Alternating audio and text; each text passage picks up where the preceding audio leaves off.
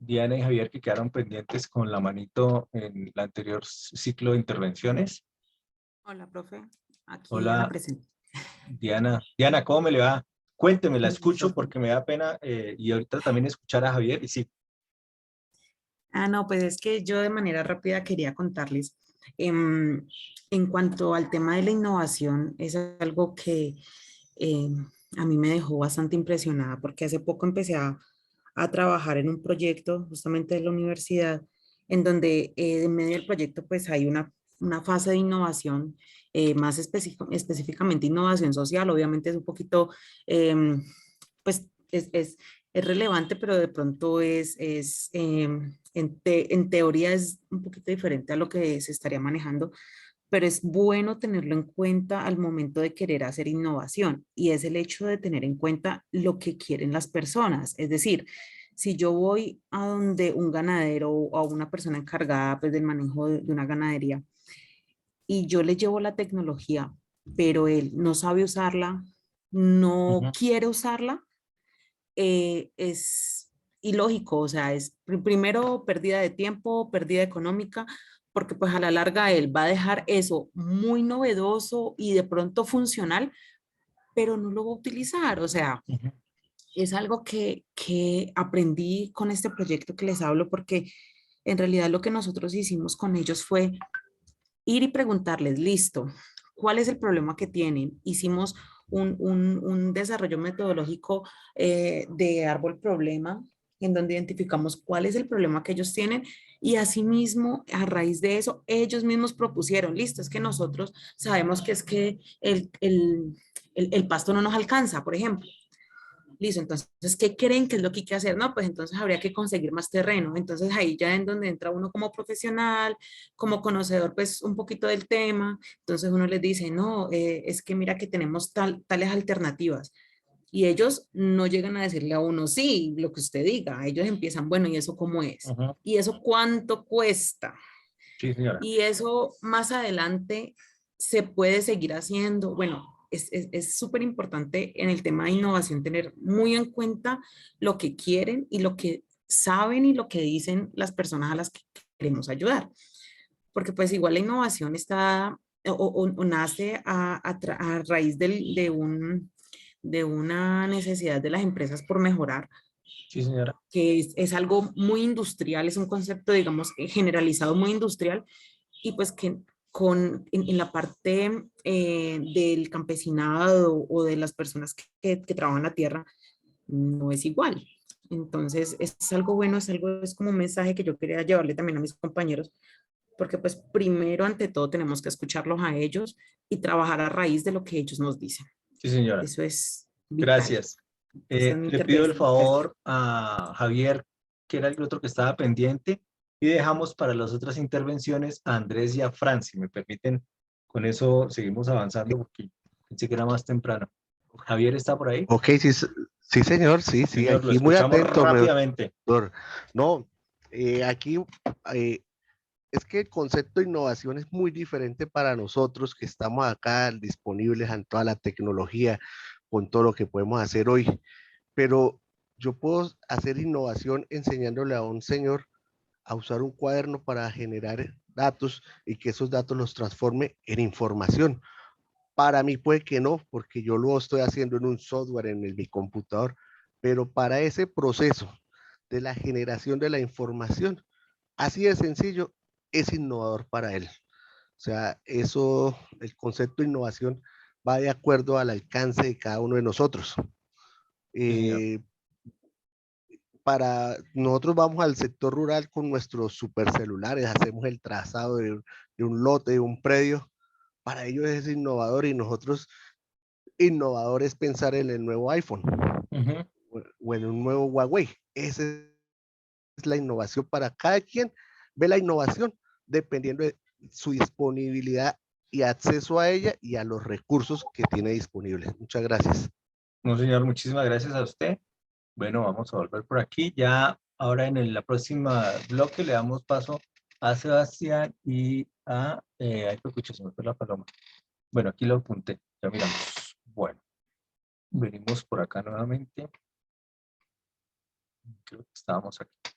Entonces, el alto en el camino, ¿en qué sentido lo vamos a plantear? Nosotros tenemos una condición rural particular y tengo yo que hacerme dos preguntas fundamentales. ¿Por qué es importante adoptar buenas prácticas? ¿Y cómo hago para implementar las buenas prácticas? Estas probablemente se responden con estas dos que están aquí. Tengo bajos márgenes productivos y económicos en las zonas donde está olvidada la ruralidad. En esas zonas donde usted llega al lomo de mula, que todavía tenemos muchas en el país, su margen productivo y económico es muy bajo. Entre otras cosas porque nadie ha tenido el tiempo de ir y calcular.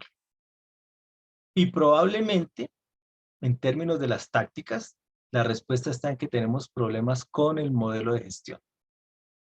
Y no el modelo de gestión, como lo planteaba la intervención de Javier y del mismo compañero, el agrónomo, en el sentido de hacer y dignificar la actividad dándole un overall al productor, por supuesto que sí, pero la gestión está enmarcada en también poder establecer con ellos la mejor ruta para que apropien el modelo de buenas prácticas agrícolas o pecuarias.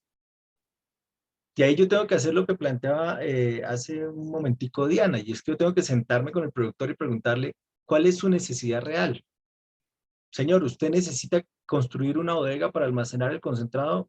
No, doctor, no, ingeniero, no, don Carlos, porque yo apenas tengo un bulto de concentrado. Yo gasto un bulto de concentrado cada 4 meses. Entonces, ¿cuál es su necesidad? No, hombre, la necesidad es que yo pudiera tener riego, una manguerita que me llegue el riego constante. Yo no necesito 4 pulgadas de agua, necesito la media pulgadita constante para poder regar mis brevas, para poder regar mis tomates, ¿cierto? Entonces, construir toda una condición que me permita realmente establecer esta ruralidad como punto de partida para las buenas prácticas. Nosotros pareciera que lo hemos hecho al revés, digo pareciera como país, y pareciera que lo hemos hecho empezando desde la buena práctica escrita y legislada hacia la ruralidad. Y aquí se rompe la circunstancia.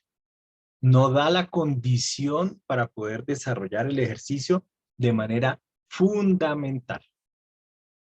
Este alto en el camino también nos lleva a otra estructura y es la ventaja competitiva sostenible, ¿sí? Y esa ventaja competitiva sostenible me tiene que permitir a mí una cosa fundamental, ¿cierto? Y es abordar preguntas para explicar la sostenibilidad. Pero el abordaje no lo hago yo, me disculpan, ninguno se ofenda, con las personas que fueron a la universidad, que tienen una especialización, una maestría, un doctorado. El abordaje lo hago yo con el productor campesino y lo hago con él en su potrero, ojalá el último potrero y el que más problemas tenga. No en el pórtico de la casa tomando tinto y ojalá gallina, sino en el potrero. Venga, miremos y entendamos cuáles son sus problemas de sostenibilidad. ¿Cuáles son sus problemas de sustentabilidad? Explicándole claramente, perdón, la diferencia entre los conceptos. Para que yo pueda con él, ¿cierto? Para llegar a esto que tengo aquí, establecer un desarrollo sostenible en la micro, pequeña y mediana empresa agropecuaria. Por ventajas comparativas no nos preocupemos, porque tener o no acceso a un distrito de riego por sí solo me da esa condición. Preocupémonos fundamentalmente por el tema de generarle tiempo a ese ejercicio y generarle opciones de diferenciación que me permitan ser sostenible en el tiempo. Y aquí tendríamos nosotros que enmarcar una cosa importantísima, que es el modelo actual que yo estoy utilizando para atender al sector agropecuario de este micro, pequeño y mediano empresario. Y lo mencioné ya hace como 1 hora y media. La cosa no es ir y llevarle las mangueras y dejárselas en el potrero y mira a ver cómo las utiliza, sino establecer la ruta de funcionamiento con ese pequeño productor. Establecer una ruta que le permita a él, de manera cierta, hacer uso de eso que yo le estoy llevando tangible, la manguera. hacer el uso de eso que le estoy llevando tangible, como lo planteaba Javier, o el compañero que estuvo anterior, me disculpan, no estoy apuntando todos los nombres, el tema de la inseminación. Entonces yo establezco con ellos toda una estructura para que exista esa construcción.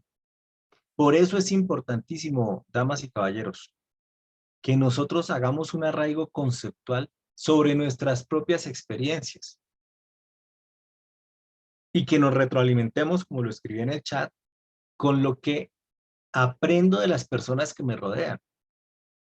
Los puntos de vista pueden ser antípodas totales, pero yo aprendo de ese punto de vista y algunas veces, como me pasó con, creo que el primer compañero que hizo la intervención, a mí me parece que eso no es innovador porque tumbaron el bosque, porque hicieron una cantidad de cosas, perfecto. Ah, hombre, me faltó darle un contexto y es que es una finca de tantas hectáreas, con tales condiciones, con que inicialmente era de tantos dueños, probablemente puede cambiar la visión. ¿Sigue habiendo problemas? Claro, sigue habiendo problemas. Y la idea es que yo tenga debates al interior de este equipo, de estos equipos de trabajo, cuando yo me devuelva de visitar al productor para preguntarle, sí, sus preguntas para que él entienda el concepto de sostenibilidad, que yo tenga debates con personas en las que yo construya soluciones para devolvérselas a este pequeño productor. Por eso es importante que este tema no se centre solamente, y me disculpan los que de pronto tenían esa expectativa, en revisar cuáles son las normas del ICA y cuáles son las normas que tiene el Corpo ICA y cuáles son las normas del ministerio para cumplir sí o no con las buenas prácticas agrícolas o ganaderas. Ahí en el chat, un compañero de nosotros colocó en las intervenciones de la hora pasada el tema de las corporaciones autónomas y lo que pasa con algunas corporaciones autónomas. De 12 criterios, creo que ahí quedó escrito, de 12 criterios cumplo 3, entonces ya es un negocio verde. ¿Sí? Entonces, la cosa tampoco puede ser así para mostrar representatividad institucional, que es otro de los grandes problemas que tenemos nosotros aquí. Otro de los grandes problemas que nosotros tenemos aquí. Entonces, para un alcalde, una buena práctica agrícola es dar urea. ¿Sí? Entonces, aplíquele urea a todos los potreros y se la dio el alcalde. Entonces, eso fue una buena práctica para mejorar la competitividad. Pero ya después, mire las relaciones allá microbiológicas con el suelo, mire otra cantidad de cosas, a ver si sí fue tan bueno como él lo planteó.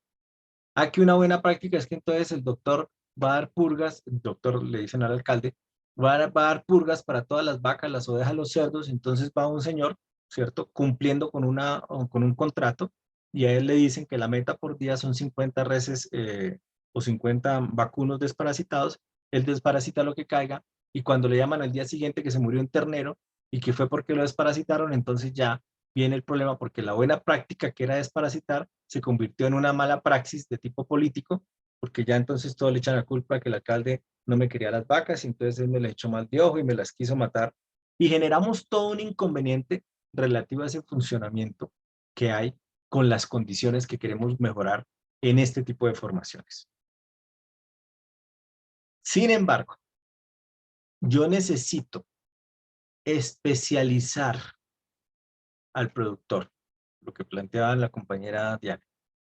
Yo necesito mostrarle que existe rentabilidad por esta adopción. Yo necesito mostrarle que existe productividad por esta adopción. Yo necesito mostrarle que existe eficiencia y tengo que mostrarle factores clave. En esto, me imagino que en este grupo de profesionales debe haber ingenieros de alimentos, ingenieros, sí, de alimentos agroindustriales. Ellos manejan muy bien el tema del análisis de puntos críticos de control, ¿sí? Que es una estrategia que viene también de las buenas prácticas de manufactura, que es correcta para corregir y tomar decisiones y que nos puede servir aquí. No necesariamente es porque voy a hacer quesos o voy a hacer embutidos. La puedo utilizar también como estrategia funcional para el desarrollo de la actividad que yo quiero ejercer. Y no puedo generalizar lo que plantea alguno de ustedes también y lo que vimos con el mapita de los departamentos que tenía sombreados. Yo no puedo generalizar la especialización en producción de café que hay aquí en Boyacá, en el municipio de Rondón, a la producción de café que hay en Chinchiná. Son condiciones totalmente distintas sobre una especie definida genéticamente como homogénea, que es el café. Obviamente hay modificaciones filogenéticas, pero con una particularidad, y es que el entorno da condiciones particulares que pueden ser positivas o negativas, pensando en la eficiencia, en la rentabilidad de ese ejercicio que yo estoy haciendo. Entonces, en este texto de la Universidad de Palmas de Gran Canaria, hay una cosa interesante y es que ellos desarrollaron un modelo de evaluación respecto del estándar internacional aplicado a las Islas Canarias, que tienen unas particularidades, no solamente de ubicación en el mar, sino de condición cultural. Entonces, si ustedes tienen la oportunidad de leer este texto, van a encontrar ustedes cómo la especialización de un negocio, en el caso de ellos, los negocios propios que tienen, entre otras cosas, por ejemplo, hacer quesos utilizando ahumazos de los corderitos, pero esta especialización puede ser un factor definitorio para la buena práctica. Puede ser un factor definitorio. Ahora, esto enmarcado ya en mercados especializados, yo pienso, y digamos que con el enfoque que ve uno algunas veces con buenas prácticas agrícolas, que está soportado en el tema de certificar y exportar, pues pudiera generar unas condiciones particulares, ¿sí? Denominar de origen, circunscribir geográficamente, para potencializar una estructura en particular. Entonces, este alto en el camino me parece que era importante porque tenemos la línea de tiempo, pero tenemos también que ver en esa línea de tiempo cómo hacemos inmersos factores que permiten la toma de decisiones y que van a colaborar con la buena práctica agrícola y pecuaria.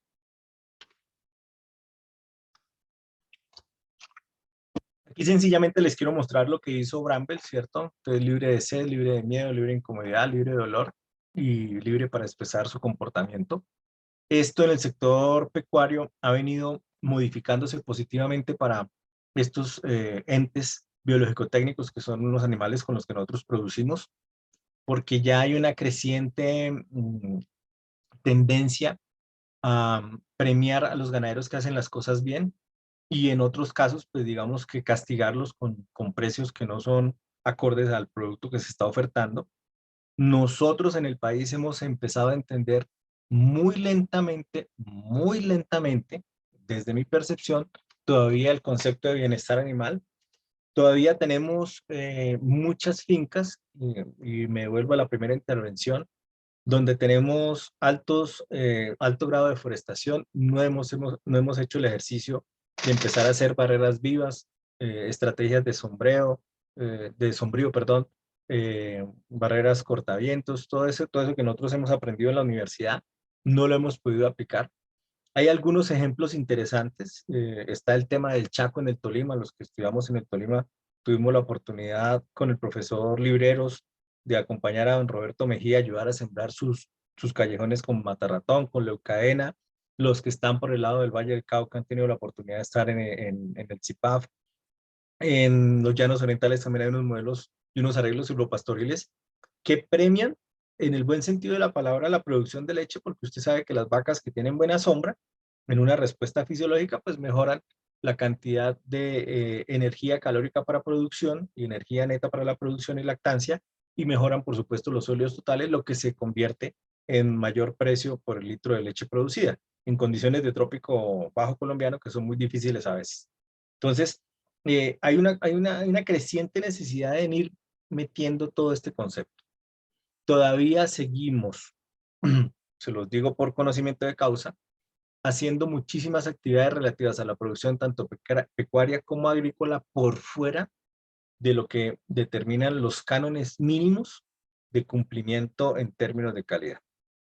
Todavía seguimos regando, y ustedes lo pueden evidenciar en el municipio de Funza, Cundinamarca.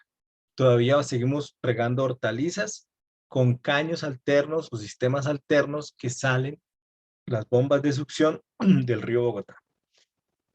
Perdón, que en ese punto ya tiene contaminación por metales pesados. Todavía seguimos en el Valle del Cauca, donde están las grandes empresas de caña de azúcar, generando desbalances respecto del funcionamiento ambiental por el monocultivo. Todavía seguimos en la costa atlántica, cazando de manera indiscriminada a las iguanas para comernos los huevitos, ¿cierto? Bajo una percepción cultural, pero impactando negativamente, por ejemplo, la tasa de dispersión de semillas específicas, de árboles específicos que sean cerca de los manglares o en las ciénagas. Entonces hay que hacer toda una construcción social, perdón que me atoré, hay que hacer toda una construcción social para poder llegar a estos entendimientos que son antiguos, que son antiguos. Esta de las libertades de los animales son antiguos. Nosotros, Carlos Andrés Vega Pérez, en primera persona, cuando llegó a estudiar a la Universidad del Tolima, 1997, primer semestre, mi código 01010028 del 97. Cuando empezamos a hacer sugestión de animales, todavía lo hacíamos de manera cruenta. Utilizábamos el acial en el labio del caballo. Utilizábamos,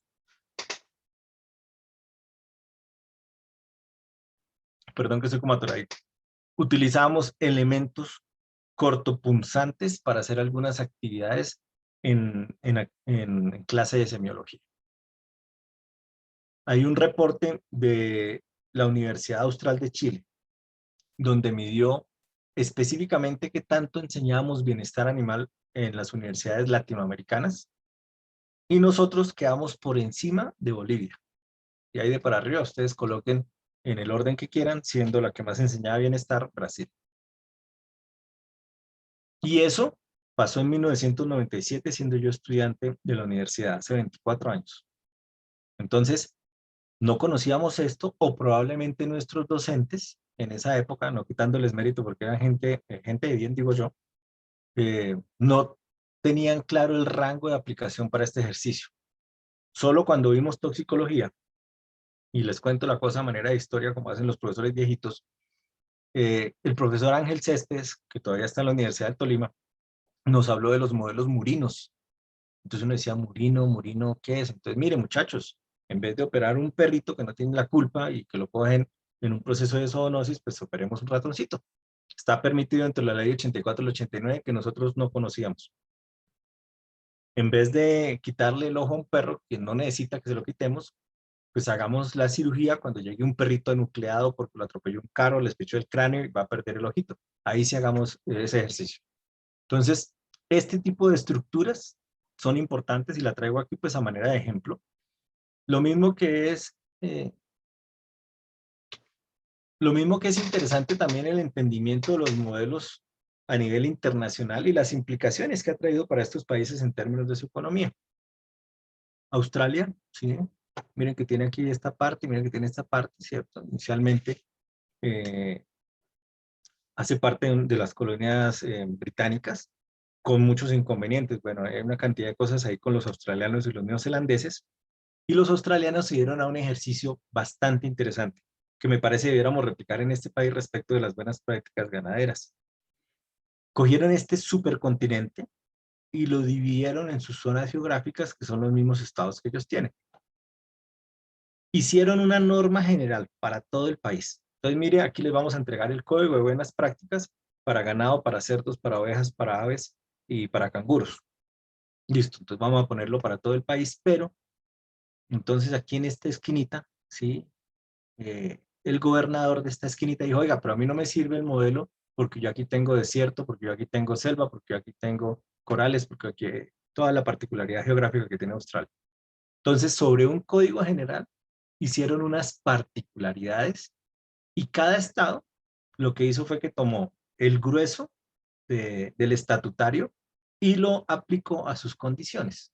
Y es totalmente válido en su territorio, como es totalmente válido mover una vaca desde aquí hasta acá, cumpliendo con el Código Nacional. Y explicando, mire, la estoy moviendo desde Sydney hasta, qué sé yo, Melbourne o de Queensland, etc., los países, las zonas que tenga Australia.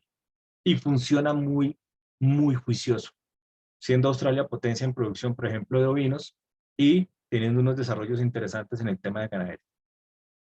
El Reino Unido, que hace parte de uno de los países que más colonización hizo históricamente, que más depredación hizo históricamente de sus territorios de colonización, que más condiciones de disparidad generó, en un punto determinado de la historia dijo, oiga, no, nos fregamos nosotros mismos porque aquí estamos encerrados en una isla, nos estamos autocontaminando, Y entonces, pues ahora contaminemos las colonias, pero las colonias también las estamos dañando.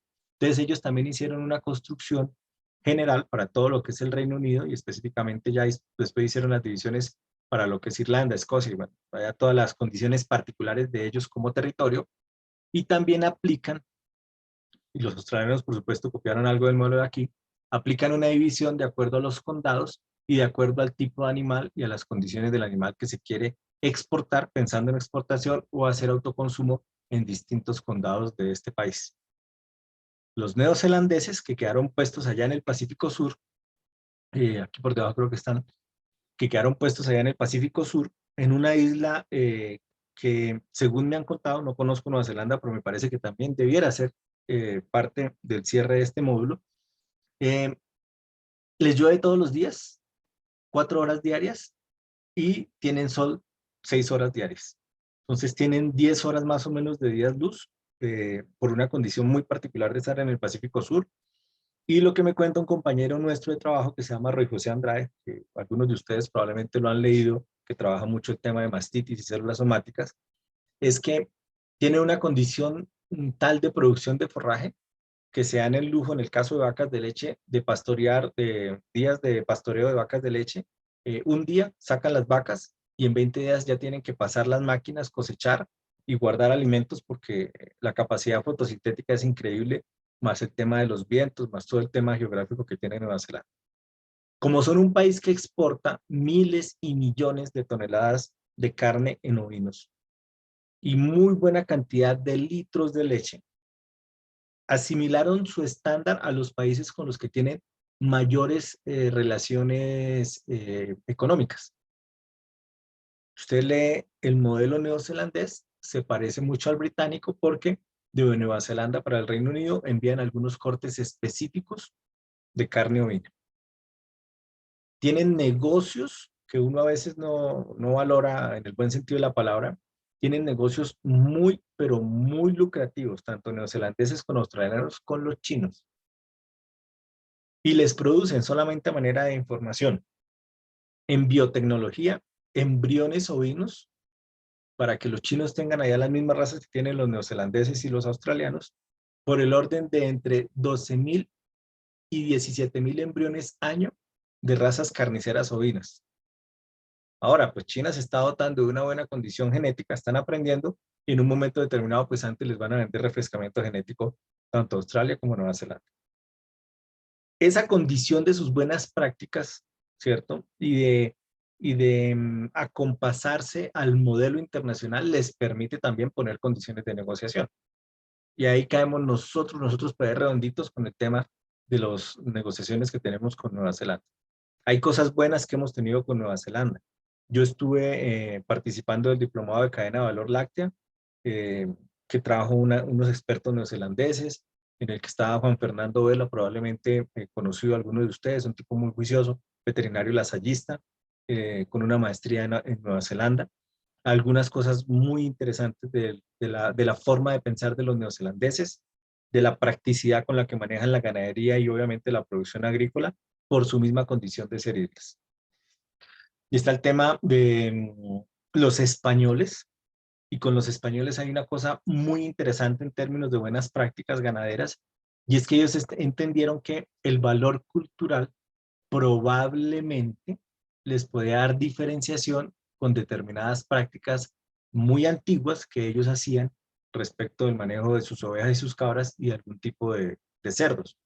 Entonces, hay unos códigos de buenas prácticas adaptados para cerdos que van para producción de jamones, ovejas que producen quesos denominados de origen, cabras que producen quesos denominados de origen y algún tipo de ganado, ¿cierto?, que está en las sierras, que manejan de manera muy particular y con los que siguen haciendo quesos tradicionales hechos a mano, o sea, no el queso industrial tipo alpina ni tipo colanta, sino quesos hechos a mano, arriba por el lado de los límites con Francia, ¿cierto? En todas estas cadenas montañosas, siguen favoreciendo las buenas prácticas, ese valor rural que hay en estas condiciones.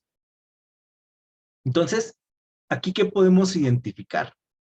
Que nosotros tenemos potencialidades, pero la potencialidad debiera salir del productor hacia la norma y no la norma obligar al productor a. Los ejemplos de denominación de origen que tenemos nosotros en el país,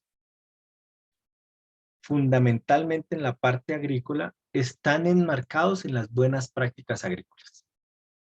Y es que nos dimos cuenta que el café de la Sierra Nevada de Santa Marta, que se produce por comunidades Kogi o, bueno, los distintos grupos étnicos que hay en Santa Marta, pueden generar una condición particular, entre otras cosas, porque a ese café lo polinizan, por ejemplo, abejas angelitas.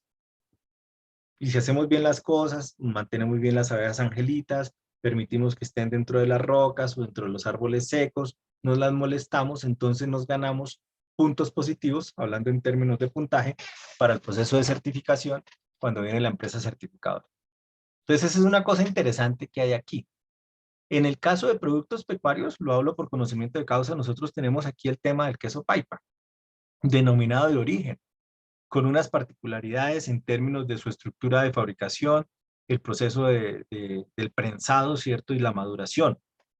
Sin embargo, hay un inconveniente y es que el sitio original donde nace la idea de queso paipa dista mucho cuando usted llega allá de poder usted siquiera darle en la casilla de verificación del ICA una cosita buena porque la gente no tiene prácticas de lavado de manos, no lava la ubre, no presella, no sella, no limpia, no desparasita, sino ordeñan, como llegó la vaca, de esos cerros en la parte de la vereda Vendaños del municipio de Sotaquira. Entonces, si yo mando un pisco, perdónenme el ejemplo, con alto nivel de formación, ¿sí? Venga, hágame un favor, vaya hasta Vendaños, la camioneta lo deja aquí arriba del pueblo, que es a 1 hora, y ahí de para allá se va en el caballo, allá arriba en la cruz le va a salir una señora y lo baja hasta allá.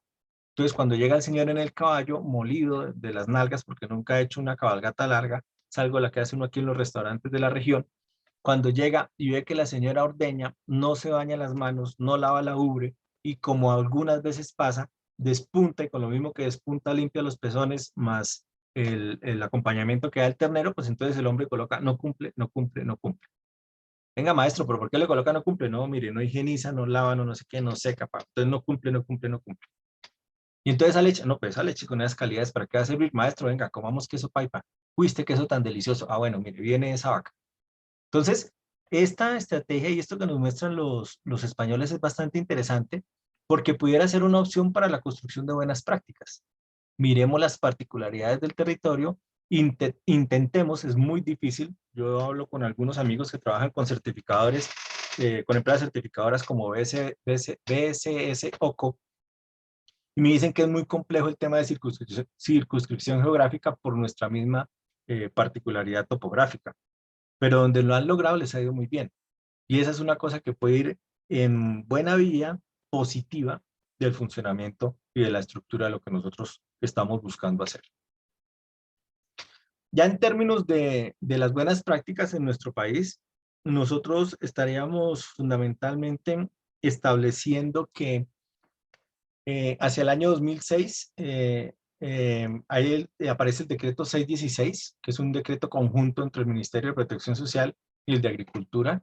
Y esta línea del 2006 nos da una ruta que fundamentalmente viene alargándose aquí hacia el año 2019, más o menos vienen los últimos que han venido saliendo, más todas las actualizaciones, pero nos han permitido tocar ya de manera como tangencial todas y cada una de las especies que hacen parte de la economía que tiene nuestro país.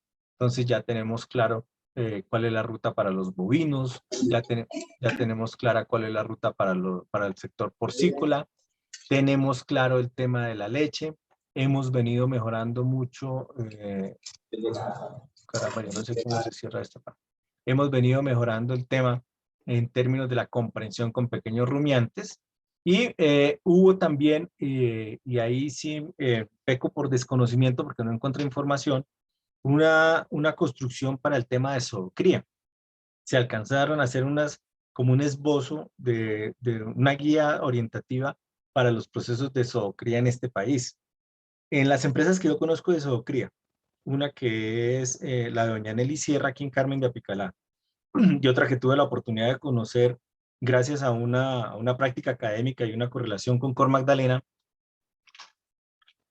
Estuve en Expopieles del Caribe, perdón, que hace parte del mismo conglomerado económico dueño de frigorífico Camagüey y de Brasilia. y que de hecho tiene como acciones en la industria avícola también santandereana. Entonces, en lo que yo conocí, que yo estuve ya en el año 2010, 2011, la cosa la hacían de manera en la costa, en Barranquilla, creo que es eso. La cosa la hacían de manera muy, muy empírica, guión artesanal, guión violenta, en el tema de sacrificio, que eso por supuesto sería un punto negativo pensando en mercados emergentes que quieran consumir esa carne, que es lo que siempre ha pedido China. Nosotros mándenos lo que usted produzca, pero mándenos hartos contenedores y ojalá mensualmente muchos y nosotros le compramos. Que de eso me enteré que hubo un avance de negociación entre Expopiles del Caribe y unos inversores chinos a los que les llevaron unas muestras de colas de caimán, ¿sí? Que es lo que más se trabajaba para agroindustria, y ellos quedaron fascinados con el sabor, con la textura, y entonces le dijeron puede que me equivoque con el apellido, don Rafa Matero o Rafa Martelo, creo que es el dueño de esa empresa. Él le dijo, ¿usted cuántos contenedores nos puede mandar mensuales? Él dijo, no, pues mensuales no, yo le mando semestrales. Dijo, no, maestro, nosotros lo que queremos es que nos mande mensual unos 10 contenedores de esto, que esto es calidad. Y aquí nosotros en China sí nos encanta comer de eso, entonces mándenos, por dicho que nosotros le compramos. Hicieron un par de envíos y no supe qué pasó. Y donde doña Nelly, que sí tuve la oportunidad de estar antes de empezar la pandemia en el 2019, pues sigue estando el evento dentro de la tradición en términos de sacrificio y aprovechamiento de la piel, lo que supone que la resolución, pues como que, o la guía orientativa que se hizo en ese momento para bienestar, buenas prácticas de bienestar en zoocría, pues fundamentalmente no se llevaron a cabo. En ese Perdón, sentido, profe señora, Carlos. señora, Es que hay unas manos levantadas y un par de preguntas en el chat. No sé si quieres que las haga. listo, listo, las escuchamos. Perfecto. Bueno, Si quiere las manos, profesora Mónica. Aida Rincón, si quieres. No sé si empiezo yo, porque Bueno, Efraín, ya que estás allí. listo. Adelante, Efraín, Gracias. por favor. Gracias. Efraín, ¿cómo le va? Muy bien, doctor Vega. Yo también soy, pero de la gloriosa Universidad de Tolima, también médico veterinario zootecnista, pero ahora digo que es pontificia. Esto. Claro que yo soy más joven. Sí, sí, sí. Yo soy del 87. Bueno, yo tuve la oportunidad de ser líder de inocuidad y insumos veterinarios en el departamento de Cesar con el ICA. Y respecto a lo que hablábamos referente a los pequeños productores que no se lavaban las manos y hacían sus productos, pues mire cómo es, fuera de que esas listas de chequeo son estrictas, esos criterios son a veces muy rígidos, pues que tampoco compartí mucho y estoy de acuerdo contigo. Afecta a ese pequeño productor, porque directamente eres el que está, eh, eh, no lo certifican porque incumple con esas normas. Pero mientras que en una finca de los predios grandes, que por lo general son los se certifican en ganadería de leche, por ejemplo, en buenas prácticas ganaderas, pero en producción láctea de leche, no se hace nada. Porque, por ejemplo, yo voy a hablar del caso que no ocurrió a mí. Cogemos una finca X y hace todo lo tiene, está certificada, la certifiqué en buenas prácticas ganaderas en leche. Llega el camión o la cisterna de leche, y mezcla esa leche con otras fincas que vienen, que no tienen ni siquiera certificación y que y que no se lavan las manos siquiera, y que se escupen las manos y se hacen así ordeños. ¿Entiendes? Entonces, ¿qué estamos haciendo? Esas son las cosas pues, que ellos no ven, porque estoy de acuerdo, trabajan desde un escritorio. Ya. Pero bueno, no es para criticar, sino simplemente quería poner un ejemplo de algo que no me parece justo con los pequeños productores, que siempre son los que pagan el pago. Bueno, muy amable. Claro, es una construcción, Efraín, y me agrada, pues, primero ver que es génico, o sea, que es de por allá arriba, y segundo, que estudió en el Tolima. Valledupar, sí, claro. Valledupar, bueno, pero imagínese que eso que usted plantea, y a propósito de la pregunta de Alexandra, del tema de certificaciones participativas, se pueden construir, y sé que con BPA se puede hacer mucho más fácil que con ganadería, pero hay que cumplir con unas rutas muy claramente establecidas en el sentido de, por ejemplo, la tradición cultural con determinado producto, del caso agrícola, y sé que existen algunas, aquí por el lado se me fue, por Campo Hermoso en Boyacá, bajando para el llano, allá por la vertiente más oriental de la cordillera oriental, hay algunas iniciativas que han trabajado sobre esquemas asociativos para poder hacer el tema participativo en términos de certificación. Pero lo que plantea Efraín es una realidad porque nosotros nos enfrentamos a eso en el sector de producción de leche aquí en el centro de Boyacá. Uno ve que pasa el camión, al señor se le cae la varilla de medir la leche, ¿sí? La recoge, la pasa aquí abajo del brazo y la mete. Entonces, hoy dio 40 litros, pero usted no sabe si la pasadita aquí más una cantidad de cosas dañó todo, y entonces la culpa no es del señor, porque él no dice se me cayó la varilla y no la desinfecté, sino la culpa es del ganadero. Entonces hay una cantidad de cosas ahí y agradezco mucho su participación, No, Efraín. otra cosita, yo tuve la oportunidad de hacer una capacitación en Israel en diferentes condiciones de producción y de infraestructura, y allá pude observar que las cisternas ya no eran cisternas, no eran cisternas, pero muy grandes, pero estaban divididas en Sí. compartimentos. Entonces, por ejemplo, llegaban a una finca y en la finca metían la leche, pero tomaban una muestra, se la llevaban y le dejaban uno al productor. Entonces, una vez, cuando llegaba a la empresa que compraba esa leche, por general en las empresas, ellos hacían un examen de laboratorio y, por decir algo, si encontraban que tuviera rastros de antibióticos, ya sabían, como estaba Ah, por compartimento, el tipo tenía, claro, en ese compartimento metían 2, 3 fincas, pero no más. Así, entonces, pero como tenían la muestra de la leche, ustedes sabían quién fue el que utilizó el antibiótico y no respetó los tiempos de retiro. sí. Ya. Entonces, ese tipo tenía que pagar toda esa producción de leche que se iba, la de él y la de los compañeros. Sí, señor, Las demás importante reglas. eso. Sí. Gracias. Mónica, ¿quién más sigue? Perdón. Tenemos una pregunta en el chat que dice lo siguiente. Bueno, es un poco de tema de atrás. ¿Cuál considera usted, doctor, las fuerzas que motivan la necesidad de innovar que realmente la motivan? ¿Cuáles son las fuerzas que En el motivan sector, la innovación? en el sector agropecuario me parece que es tener mejor calidad de vida, poder recibir más plática por el negocio. Yo tengo digamos que yo soy ovinocultor, ¿no? Yo me dedico a las ovejas, no solamente intentando escribir algunas cosas, muy pocas he escrito porque soy disperso en otras cosas, pero además crío ovejas. Entonces yo he identificado con unos vecinos míos que tienen ovejas que tenían las ovejas a la vieja usanza con su estaca y vieron que nosotros empezamos a mejorar y yo me imagino que se dieron cuenta los precios diferenciales que nosotros tenemos con un ejercicio fundamentado en producir genética, con análisis de datos y bueno, una cantidad de cosas.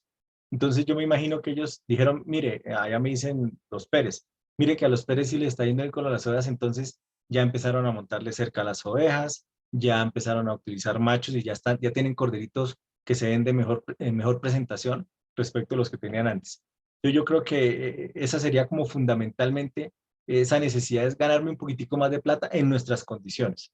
Ahora, si usted me lo pregunta a mí en primera persona, la pregunta creo que la hace Jorge Alberto.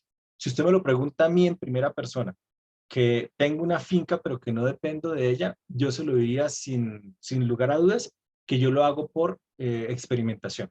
Pero yo no vivo de la finca, en eso también quiero ser claro. O sea, yo no puedo renunciar a este tipo de cosas que salen y a mi trabajo en la universidad porque no tendría yo el ingreso en términos de plata que tengo con las actividades que hago como docente. Pero si usted me lo pregunta a mí, ¿por qué no haría? O sea, ¿por qué construyo, ahorita que estoy haciendo un estercolero ahí medio artesanal, yo lo hago es por experimentar, por ver si baja la carga parasitaria, más por ese tipo de cosas. Pero en lo que yo he venido como identificando con los trabajos de grado que hago con los estudiantes, tanto en maestría como en especialización y pregrado, es fundamentalmente por tener mayor dinero. Eso es básicamente lo que yo he identificado. Que puede que esté errado, en eso sí le tengo toda la claridad si hay derecho a la réplica. Veo a Jairo con la Listo. mano levantada, Mónica. Correcto, él sería la última persona que tiene Bueno, como pendiente participación, Jairo. Sí, muy buenas tardes a todos los compañeros, al docente que nos da la charla bastante positiva. Pero yo quiero aportar algo y es, nosotros en campo tenemos que tener mucho cuidado con el tema de la innovación disruptiva, que es lo que mucha ujú, gente, mucho recién egresado sale a hacer. Y en mi experiencia he encontrado zonas en el país en donde Cuando uno entra, empieza a hacer un inventario, un diagnóstico primario de qué es lo que se mueve, cómo son las relaciones sociales, económicas, a dónde venden normalmente, a quién compra. Y encuentro zonas en donde, por ejemplo, el uso de las hipermetrinas y los piretroides Ujú. está a la orden del día. Y cuando uno dice innovar, casi uno dice, el último recurso que debe utilizar uno son ese tipo de moléculas, pero uno tiene que empezar por las más básicas. Y Sí, casi que innovar es marchar un poquito hacia atrás, es mirar hacia atrás qué se puede hacer. Y esto para aportar de que de un excelente diagnóstico depende del tipo de innovación que se quiera llevar. Porque la innovación no es lo último, no es lo no es lo que está de moda. Así la innovación son cambios o metodológicos o de técnicas o de tecnologías, pero que estén al alcance del, del propietario del sistema productivo. sí, Entonces, señor. me parece que ese es uno de los puntas de lanza que tenemos que tener muy presente y muy a la mano, para no ya continuar con una suma de errores a los que ya están en campo establecidos por culpa, a lo mejor, hasta de nosotros mismos. Sí, señor. Sí, mire, Jairo, en eso, yo me voy a poner como ejemplo. Cuando nosotros estudiábamos en el Tolima, nosotros hacíamos cirugía en unos galponcitos que quedan dentro de la universidad, ahí en la 42. Hoy en día la universidad tiene un hospital universitario regional con todos los juguetes. Es equivalente como a una pequeña clínica de un municipio. Tiene tomógrafo, bueno, tiene todas las cosas. Cuando a nosotros nos enseñaron a hacer una cirugía que ya casi no se hace, que se llama la cirugía de las adanales, donde hay un par de glándulas que están ubicadas en la salida del orificio anal, que son las que humectan la materia fecal y una cantidad de cosas.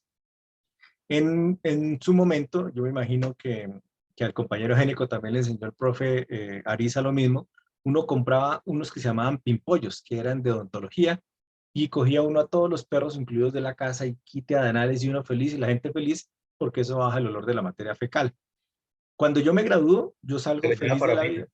Señor, perdón. Sí, se inyectaban con parafina para sacarlas. Sí, también. Ah, bueno, desde la parafina era más violento.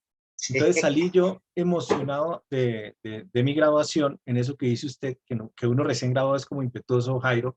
Salí yo emocionado y dije, ¿ahora qué hago? No, pues me dedico a arreglar perros y a quitarles anales y arranca usted con el pimpollo, se llamaba así, o así le decía el doctor Ariza que se llamaba, y arranque uno a todos los perros que medio se dejaban colocar un poquitico de acipromicina y hágale la cirugía. Con el paso del tiempo, muchos de esos perros que yo les hice la cirugía y que la dejaba muy barata porque era la opción de primo empleo, como dice el Ministerio de Educación Nacional, muchos de esos perros empezaron a tener problemas por formación de pólipos. Entonces la gente me decía, ay, imagínense que usted me operó el perrito y tiene un pólipo. Y yo, pues pucha. Entonces ya empezaba uno a leer y hombre, uno no puede quitar eso de totazo, ¿sí? Hay que ser muy cuidadoso, pero como uno sale a ganar el mundo y a tomar el mundo con las dos manos, uno comete esos pequeños errores. Y con los pequeños productores uno a veces ve eso. Usted sale emocionado cuando tiene quirófano de grandes animales, por ejemplo, hacer desviaciones de pelo. Entonces usted se imagina que va a tener todas unas condiciones y la higiene, y que usted es el doctor y le van a colocar los guantes y usted se baña las manos, ¿sí? Y se encuentra uno con la realidad que es distinta a la que tiene el productor. Y ahí vienen los primeros inconvenientes y por eso es que cuando uno está recién egresado, sin importar la carrera, comete uno tantos errores por ese ímpetu profesional que lleva uno como en la sangre. Vivian, para cerrar, que me da pena que la veo con la mano levantada. Gracias, un saludo para todos aquí desde San Pablo de Borbur, Boyacá. Profesor, yo lo que quería era como hacerle como sumarle un poquito a su intervención con respecto a innovación, porque más que el dinero también tenemos que verlo desde el punto de vista de calidad de vida de quien vive la finca o trabaja en la finca. Entonces, lo digo por experiencia propia, nosotros tenemos una finca cacaocultora y estamos certificados en buenas prácticas agrícolas. Llevamos el tercer ciclo de esta certificación y realmente hemos visto en la comunidad que ha venido copiando el concepto precisamente porque han visto que se reducen los riesgos dentro de la finca con contaminaciones cruzadas, que utilizando lo que tienen a la mano, como la guadua, la misma madera que pueden utilizar de una forma sostenible, pues también pueden mejorar sus condiciones de vida y reorganizar su casa. Entonces, reorganizar su casa y su empresa, porque empiezan a ver su finca como una empresa y eso es súper importante con temas de trazabilidad, de organización, de administración y esta multiplicación del conocimiento. Entonces, quería solamente eso, sumarle un poquito pues a su intervención y muchas gracias. Claro, Vivian. Digamos que todas las posturas que ustedes tienen a mí me enriquecen porque es la primera vez que, y se lo digo con total franqueza, que me tengo que enfrentar a un público tan grande. Bueno, sí se enfrenta uno a los estudiantes en la formación de pregrado, pero un grupo tan grande y tan interdisciplinario supone que uno no se las sabe todas y hay cosas que van aportando como eso que dice usted aquí, vecinita mía de Uitama de San Pablo, por mentira, estamos a 7 horas larguitas tal vez, pero esas condiciones, y ahí insisto, y el tema no es mío, eso lo manejarán con otros docentes, pero eso es lo que ustedes tienen que llevar a la realidad del ejercicio de extensionistas. Sí está muy bien el tema y que hablen de las 5 libertades y todo lo que nosotros les enseñamos, pero tienen que convertirlo en la realidad que requiere el productor, pensando en eso que dice usted, el bienestar para el productor, las condiciones de mejora de vida que requiere el productor, porque para eso yo me pongo a hacer una certificación, para mejorar mi calidad de vida, por supuesto, poder acceder a una moto, no sé cómo esté la vida ahorita en Borbur, pero poder tener una moto que no se me entierre, poder pensar en que compro un carrito para echar de mejor manera o una turbo para llevar de mejor manera el producto que saco en esa zona de Occidente que a veces es tan complicada en términos de infraestructura vial. Ahí tengo yo que jugármela como extensionista para acompañar esas necesidades que tiene el productor, ¿sí? Por eso lo que les planteaba en la diapositiva. La cosa es, ¿cuál es su concepto de sostenibilidad? Pero muéstreme cuál es el potrero o cuál es el sitio del cultivo donde mayor cantidad de problemas tiene. No me quedo en la casa, que es otro de los grandes problemas que tienen algunos modelos que tiene el Estado para recoger información. Usted va hasta la casa del señor y no puede recorrer la finca si no hay en la casa. Entonces, si el señor le dice que tiene un río, pues tiene un río, pero usted no vaya hasta allá porque usted tiene que hacer en un día 27 encuestas, entonces no alcanza. Ah, es que el río queda aquí bajando 2 lomitas y llegamos, ingeniera. Y 2 lomitas son 6 horas de viaje. ¿Y tiene río? Sí, mire, ahí al lado mío pasa el río Pamplonita. Ah, fue pucha. Y esto es su finca, sí, hasta aquí da la finca. Entonces, ahí tiene uno que darse ese espacio, y por eso me parece que esta capacitación, además de lo conceptual, es importante para ese análisis interno que yo tengo de qué tanto he venido yo haciendo y qué tanto hago yo respecto del desarrollo con mi actividad como extensionista. Profe Mónica, 4:56, ¿descansamos o sigo? ¿Creería pertinente hacer un descanso? A ver, sí, pertinente. Sí, un descanso para tomar un café y continuar. Entonces regresamos a las 5, ay, perdón, a las, ¿qué? Sí, 5. Sí, Y un minutico. 5:01. Bueno, señora, gracias. Correcto, sí, señor.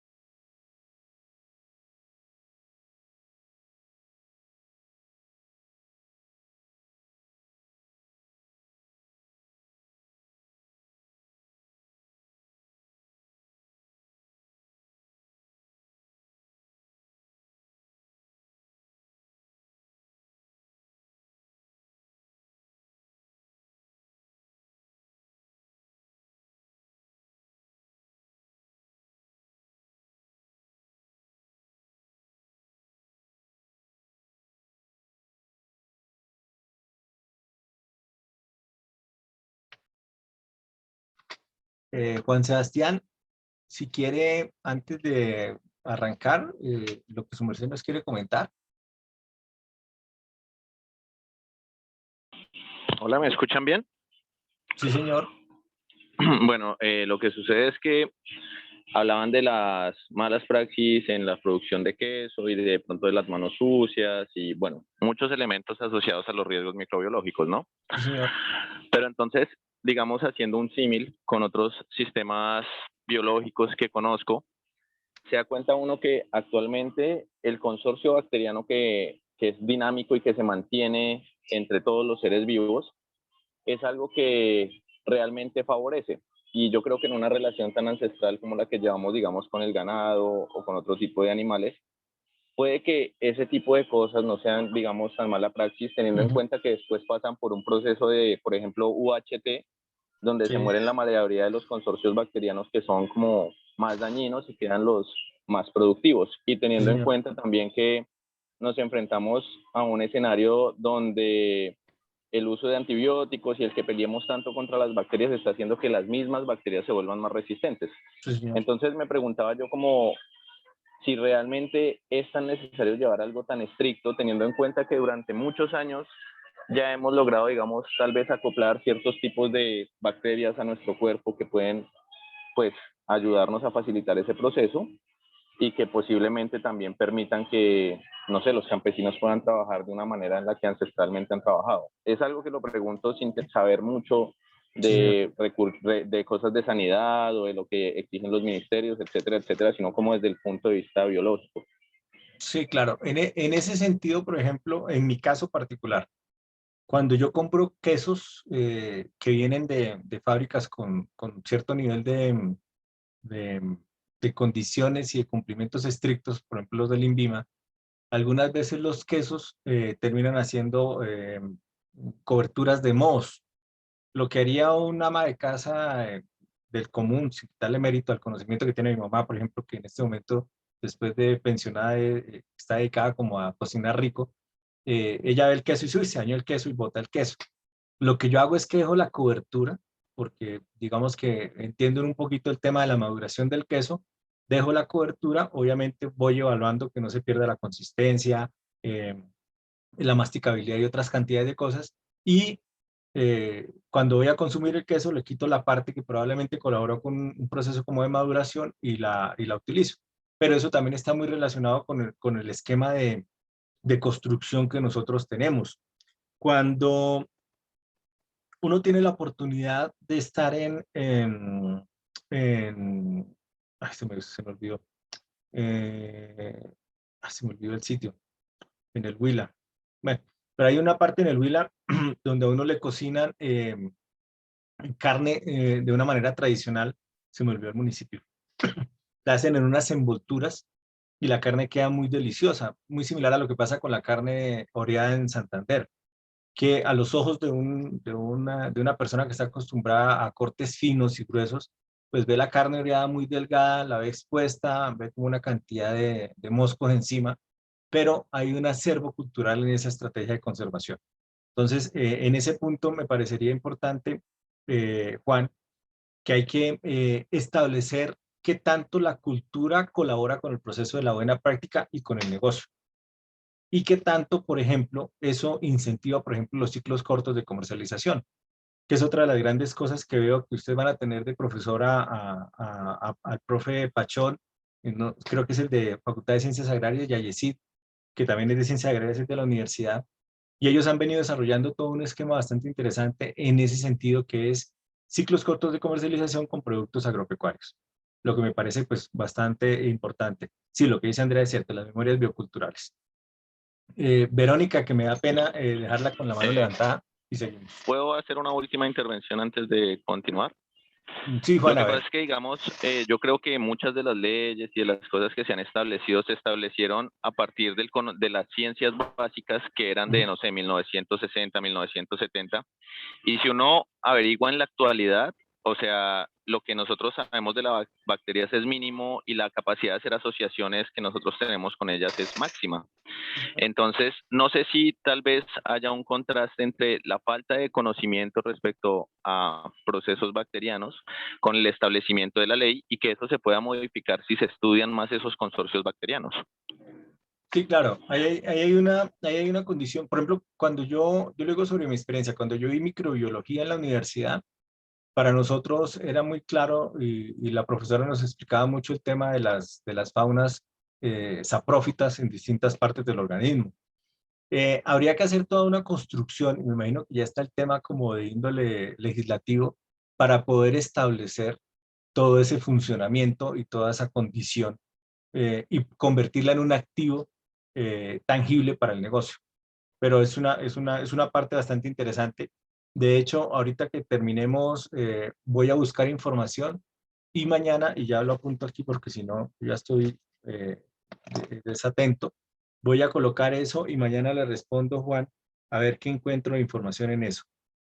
Verónica y Franci, que era la persona que me había pedido la palabra anteriormente. Hola, profe, buenas tardes. Hola, Verónica. Uy, Verónica, su merced, ese acento, ¿de dónde es? ¿De dónde parece? Yo creo que aquí como de Boyacá, de Saboyá, tal No, vez. no, solo dije buenas tardes. Ya. Todavía no tiene cómo adivinar. Profe, bueno, yo soy ingeniera industrial, Sí, soy señora. del departamento del Cesar, del Sí, señora. municipio de La Jagua de Ibirico, Sí, señora. centro del Cesar. Bueno, a mí me salta como una duda, pues no soy muy experta en el tema de buenas prácticas. Yo tengo un pequeño emprendimiento de transformación de cacao. Sí, señora. Producimos chocolate. No está muy relacionado el tema de las buenas prácticas con el poder de negociación que tiene el productor para abrir nuevos mercados, así como también, digamos, a los que transformamos el producto ya nos exigen el registro INVIMA o la notificación sanitaria para negociar, digamos, con grandes superficies como supermercados, como de pronto empresas grandes. ¿No sería de pronto ese el incentivo para el productor que teniendo certificado de buenas prácticas ellos puedan negociar? Digamos, porque a mí me exigen la notificación sanitaria, pero eso no me va a incrementar el precio del producto. No voy a decir, no es que por esto me van a pagar más, pero sí tengo un poder de negociación mucho más alto y puedo alcanzar mercados más especializados con eso, partiendo de allí. Entonces, de pronto me asalta esa duda, digamos, en el país no se ha empezado a regular como esa parte de que, bueno, quien tenga su certificado de buenas prácticas en su finca puede empezar a negociar con ciertos mercados y cosas así para que puedan ellos también incentivarse de alguna u otra manera. Estamos en este momento, Verónica, en una transición, yo creo que positiva para eso que se está planteando, que es poder llegar a generar espacios de nueva comercialización. ¿Qué le puedo contar yo? En nuestro departamento, aquí en Boyacá, donde yo estoy, llegaron unos proyectos de Impulsa Colombia, que esos vienen auspiciados por el Ministerio de Comercio, Industria y Comercio, creo que es. Eso. Y con esos proyectos de Impulsa Colombia, por ejemplo, para el fortalecimiento del clúster lácteo y de pequeños empresarios, como usted lo plantea, se hizo toda la dotación tecnológica mínima para poder acceder a esos incentivos, ese incentivo que es el registro INVIMA. Y a través de esa estructura, con el tema de Impulsa, pequeños productores de leche pudieron establecer pequeñas líneas de procesamiento para dar valor diferenciado a sus productos y poderlos vender en las cadenas de supermercados pequeñitas que nosotros tenemos aquí.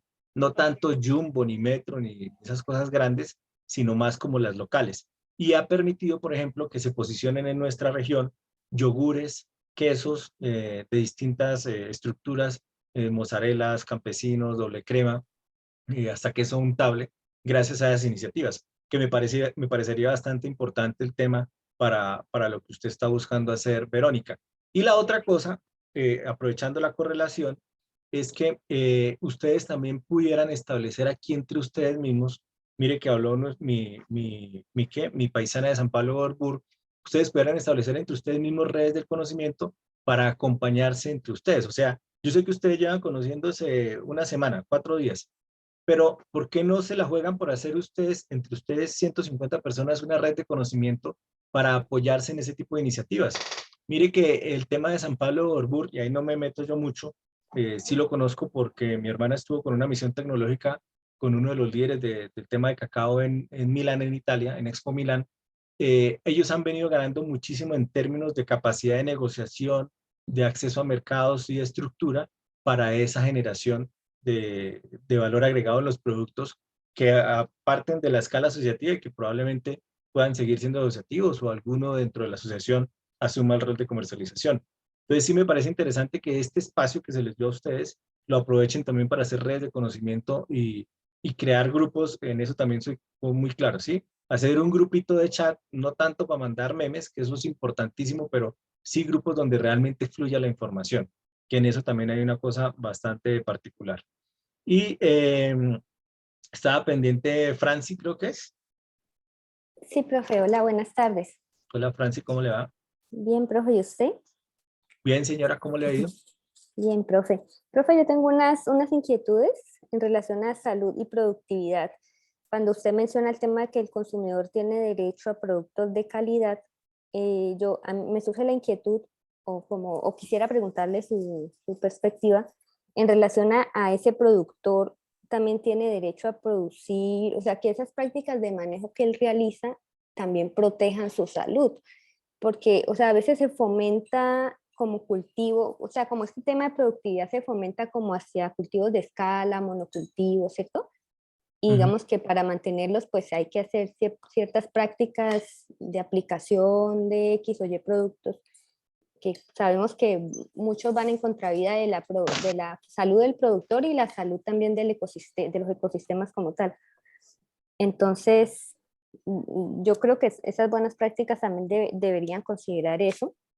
Y también el tema de la seguridad alimentaria y nutricional o la soberanía alimentaria y nutricional, porque a veces lo que uno observa es que la gente produce X o Y alimento y digamos que son buenos produciendo eso, pero digamos que los fines de semana o entre semana van camiones o carros llenos de comida que tienen que comprar en otros lugares y ellos tienen que, digamos, importar hacia sus localidades.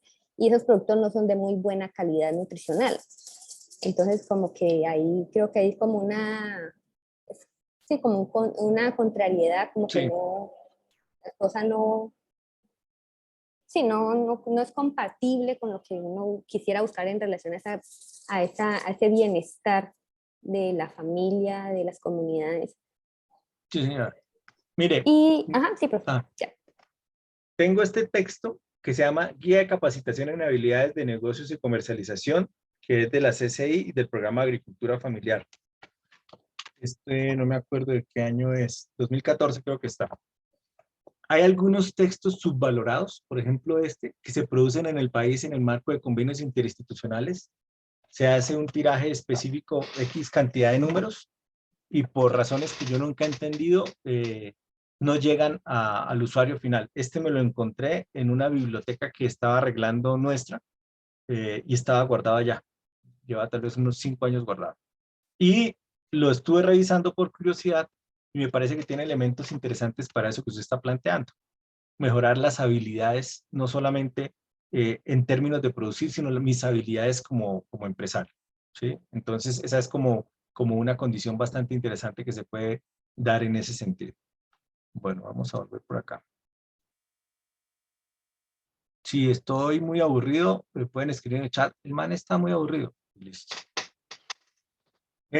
Entonces, retomando esta línea del tiempo, pues nos ofrece buena parte de lo que nosotros se ha tomado en el país. Y como lo planteaba, ya está, el tema de bovinos está reglamentado, está el tema de la producción de leche, de los pequeños rumiantes, de los cerdos, está el tema de animales de compañía que también ha tomado muchísima importancia en este punto. Lo que sí es cierto es que si yo quiero hablar de buenas prácticas ganaderas, yo necesito sí o sí al Estado. Pero no el Estado que castigue, sino el Estado que fomente. No el Estado que llegue a castigarme porque yo soy un pequeño productor de media fanegada en la que tengo que producir papa, maíz, frijol, haba, gulupa para subsistir, y llega el Estado a castigarme porque no hago una buena práctica. No, el Estado tiene que llegar a acompañarme. El Estado somos todos. El gobierno es el que está de turno. El Estado somos todos. Y ese Estado tiene que llegar a acompañarme como pequeño productor para que yo surja. Obviamente me tiene que decir, mire, hermano, está haciendo mal las cosas. Y le voy a generar unas normas para que usted, en el marco de la norma, pueda recibir el acompañamiento que usted requiere, para que este corderito no lo vuelvan a hacer así, para que tenga un buen ordeño, para que la oveja o la cabra no se la muerda el perro y no le pase esto. ¿Sí? Yo lo voy a acompañar. Y por supuesto que necesito la investigación. A esta señora la necesito. Esta que es mi alma mater, información de maestría y de doctorado. Y por supuesto que necesito la doctorima. Y por supuesto que necesito a mi empleador actual, que es la UPTC. Por supuesto, pero hagamos investigación, sí, de laboratorio. Sí, esa investigación importantísima de la macro y micro y nanomolécula, por supuesto. Eso es importante.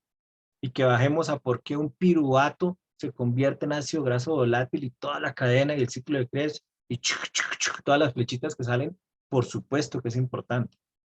Pero hagamos una cosa, y es que la investigación devolvámosla en forma de soluciones. No porque haga parte como estudiante del Departamento de Producción Animal, pero miren que los proyectos que tiene el Departamento de Producción Animal de la Universidad Nacional de Colombia han venido dando respuesta a la necesidad social en buenas prácticas ganaderas, en buenas prácticas acuícolas, en pequeños rumiantes, porque siguen en el laboratorio. Hay científicos de alto nivel, discúlpeme el ejemplo Mónica. Mónica es un científico de alto nivel que maneja temas profundos de nutrición. Yo creo que la línea de Mónica es nutrición y me corrige, ¿sí?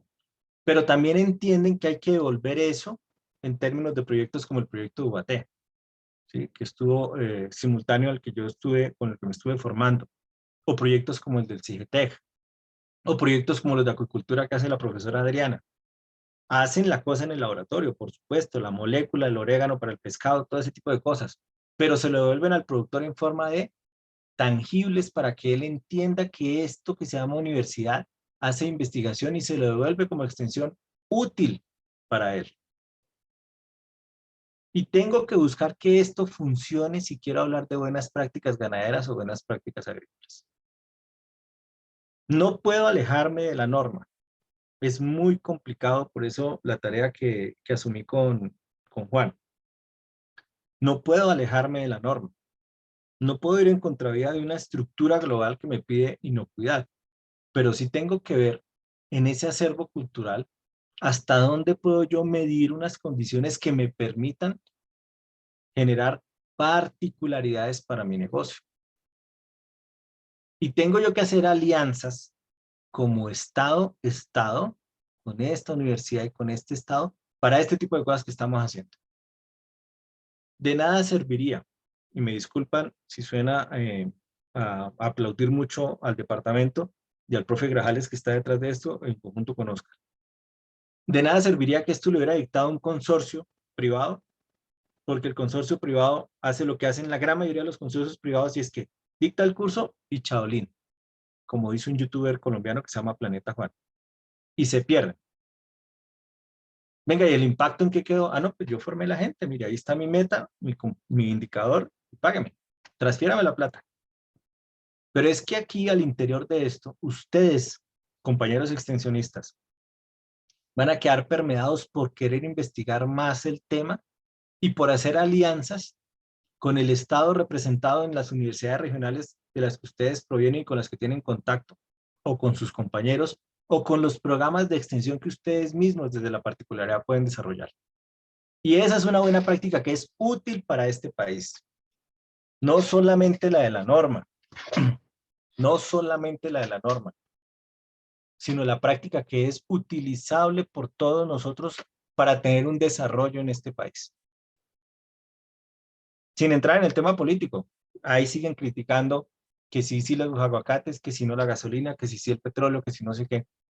como no trabajamos todos como Estado, sino trabajamos como microestados, no pensando en un desarrollo común, pues no hemos podido jalonar el tema de la reforma agraria que es tan necesaria para este tipo de cosas. Y seguimos teniendo inconvenientes con nuestros criterios y esquemas de comercialización, pensando en la ruta de exportación. Ojo, no con todo podemos exportar, porque hay cosas con las que ni siquiera tenemos capacidad para atender la demanda interna. Entonces ahí, a manera de ejemplo, yo todavía creo que no podemos hablar de exportar carne ovina, porque ni siquiera hemos podido subir el consumo, porque no tenemos una estrategia de fomento, una estrategia de Estado, una estrategia de extensión que nos permita subir el consumo de producto ovino. Entonces esa es una realidad a la que nosotros nos enfrentamos. Y esa realidad, pues yo a veces la bajo a la parte técnica, que es lo que hago yo usualmente en mis distintos tipos de formación, bien sea como agrónomo, agrícola, industrial, como lo planteó nuestra compañera, ¿sí? Pero este es solamente un ejemplo de lo que uno encuentra en la literatura, ¿sí? Entonces, mire, hombre, con las vacas hay problemas de bienestar animal y de buenas prácticas porque a las vacas les da mastitis, les da laminitis. Mastitis es inflamación de la glándula mamaria para quienes no somos del sector agropecuario. Laminitis es una inflamación que está generada con un desbalance ácido básico que usualmente también repercute en la pezuña, en las paticas de la vaca, ¿sí? Baja nutrición, lesiones, sanidad de la urea, restricción al reposo, relación humano-animal y carencia de suministro de agua. Esto es solamente un ejemplo de lo que encuentro en la literatura. Y digamos que lo que yo quería plantear con el desarrollo de este módulo sobre la conversación inicial que tuve con el profesor Grajales, a quien cariñosamente le digo máster, cuando el profe me llama y me dice la idea del escenario y de capacitar este volumen de gente que me parece un reto importantísimo para mí como profesional y se los planteo con total sinceridad, pues yo digo, la cosa no es mostrarles cuadros, o sea, cuadros y cuadros de cuándo una vaca tiene mastitis y qué indicadores de mastitis, porque eso lo conseguimos nosotros en la literatura. A mí me parece que es importantísimo el enfoque pensando en el impacto social de esto que yo estoy haciendo, ¿sí? ¿Por qué es importante que el productor entienda lo de la mastitis? Hombre, porque si se le enferma un cuarto o los 2 cuartos, para los que no son del sector agropecuario, un pezón es un cuarto y la vaca tiene 4 pezones, entonces son 4 cuartos. Si a la vaca se le enferman 3 cuartos y el cuarto que queda es el del ternero, entonces ¿de qué vive el hombre? Cuando va a ordeñar la vaca, un señor que tiene 1 o 2 vaquitas, ¿sí? Obvio que yo le puedo decir, mire, hombre, sus células somáticas, entonces la higiene, voy a aplicarle un test que hay y aplicarle el test de California, una cantidad de cosas, por supuesto, eso es importante. Pero tengo que establecer esto en términos de repercusión social también, que es fundamentalmente lo que nosotros hemos venido desarrollando y que el desarrollo que hicimos con el tema del doctorado que hice ahí con el profe Grajales y con el grupo de gestión tecnológica es cuál es el impacto social que genera esto. Por supuesto que yo pude haber cogido ovejas en los 12 departamentos que tuvo el CIGETEC, muestrearlas, sacarles sangre, llevarlas al laboratorio, mirar el cortisol, correlacionarlo con condición corporal, con qué tantos parásitos tenía, y estaba un resultado de una tesis de doctorado. Pero el impacto social, ¿dónde está? ¿Sí? El impacto social, ¿en dónde está? Hombre, que las buenas prácticas ganaderas requieren que el productor tenga un nivel de capacitación para que las empiece a interiorizar. Requieren que conozca su sistema para identificar dentro de su sistema los puntos críticos en donde hay que hacer correcciones. No de una vez las 5 o 6 correcciones que hay que hacer, sino una por una. Ir ganando tiempo y eficiencia para mostrar, por supuesto, que esto es útil al pequeño productor. Este es un ejemplo eminentemente técnico, pero lo tengo que transformar como extensionista en esa respuesta que necesita el pequeño, mediano productor. El gran productor, sin quitarle mérito, la facenda. Hombre, el tipo tiene un pool de veterinarios, la estructura empresarial de ellos tiene un pool de veterinarios, un pool de zootecnistas. Entonces ellos se encargan de que eso funcione porque es una empresa que mueve miles de millones de dólares ya en nuestro país por negociaciones con productos porcinos y bovinos también hay ahí. Entonces, Ya ahí hay otra dimensión, y en esa dimensión en específico, en este diplomado, pues nosotros sabemos que ellos allá tienen cómo solventarla por fortuna. Yo tengo que acompañar es al productor que quiere entender esto, que quiere entender por qué cuando hay hiperqueratosis del pezón hay problemas. ¿Por qué hay problemas? Ah, hombre, mire, lo que pasa aquí es que cuando la vaca se le pone dura para ordeñar, es que probablemente usted está haciendo una mala práctica de ordeño y está dañando el pezón. Ah, con razón, dice el productor campesino, esta hijo de madre vaca se me puso dura de ordeñar, porque ella no era así. Pero entonces yo no le digo que es hiperkeratosis, yo le explico, mire, hombre, tiene problemas, no jale, ¿cierto? Hágalo así, miremos a ver cómo manejamos de una mejor manera el individuo para que tenga un mejor desempeño. En ese contexto actual, yo tengo que tener claro que yo estoy haciendo una satisfacción y valor agregado a requerimientos y expectativas. Requerimientos que tiene un mercado mundial y expectativas particulares que tiene todos y cada uno de los consumidores. Todos y cada uno de los consumidores. Y aquí está el ejemplo del tractor, que lo coloqué sin imaginar que iba a tener contertulios del departamento aquí, o sabía que había gente de Boyacá, pero no gente que estaba pensando lo mismo respecto del tractor. Claro, mire, ahí está el tractor funcionando. Yo no le estoy quitando mérito. ¿Sí? Ahí está funcionando. Pero en cómo gerencie yo el tractor, en cómo gerencie yo el recurso tecnológico que son las buenas prácticas agrícolas o ganaderas, en cómo maneje los materiales, el recurso financiero y el entorno en el que yo me desempeño, ¿sí? El ambiente, el impacto que yo genero por mi actividad, me va a permitir llenar mis expectativas, mis requerimientos y poder aplicar una condición que me va a permitir ser más competitivo. La foto por sí misma no dice absolutamente nada. Un tractor con un implemento que creemos se está moviendo porque aquí hay polvo. Pero no sabemos si está impactando positiva o negativamente el terreno. No sabemos si lo está degradando más. No sabemos si esto en la punta, voy a poner un ejemplo traído de los cabellos, está aplicando un fungicida a la raíz y está dañando la microbiota del suelo. No sabemos si las llantas son las adecuadas y está generando mayor compactación. No sabemos ni siquiera si a este señor que está manejando el tractor le están pagando riesgos profesionales. Y eso es una buena práctica. No solamente es que el ganado esté feliz, no solamente es que el cultivo florezca, sino es que este señor que está trabajando conmigo también llene sus expectativas. Hombre, el patrón, el jefe, compró un tractor nuevo, ya trae GPS, ya trae aire acondicionado, ya no voy a tener que aguantarme toda la cantidad de polvo que se levanta cuando estoy rastrillando, diga usted, en Codaz y Cesar, donde siembran o sembran muchísimo algodón, entonces no voy a tener que aguantarme esa cantidad de tierra, porque ya el jefe hizo una inversión que traduce en que yo ya no trabajo solo 6 horas, sino como el tractor está bueno, tengo la GPS y el celular me ayuda a trazar, pues entonces yo trabajo las 9. Si yo estoy más cómodo, yo alcanzo a hacer 9 horas. ¿Qué madre es este berraco? Tiene buenas luces y tiene todo un sistema de geoposicionamiento.